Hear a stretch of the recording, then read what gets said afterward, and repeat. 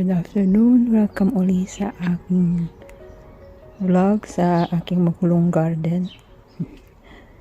Bali, galing lang tayo sa labas kanina. Inayos natin yung rose kasi medyo kailangan ng support. Kailangan ko siyang i-stake.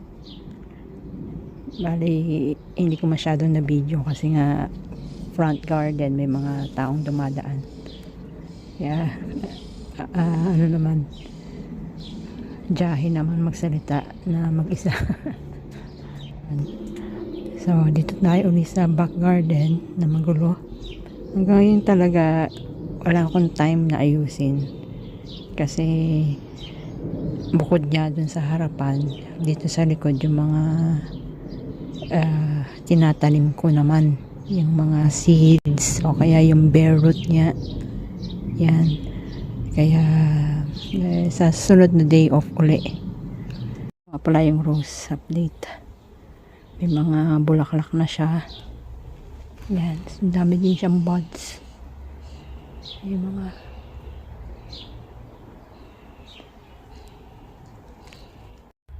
tapos ito naman yung pechay, naka 3 containers ako. Ano to yung yung lagayin dati itong mga laruan ng mga bata. So binutasan ko na lang siya. Actually kulang pa.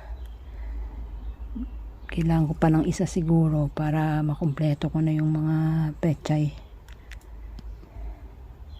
Yan, tapos yung lalagyan ko rin ito kasi may pupuntang pusa, baka na nila litter box.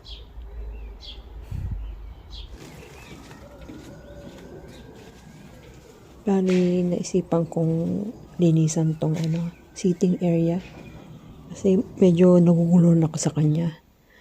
Yung mga halaman na pinapatubo ko nandun lang sa flooring ng decking.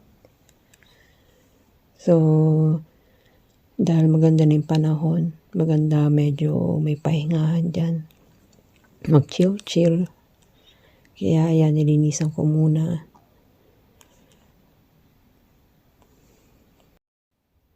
So, hanggang dito na lang muna ang ating vlog. I hope you enjoy watching my gardening video. So, thank you for watching. I hope you like, subscribe, and share. Or, diba? Anyway, yeah, sana mag-garden din kayo.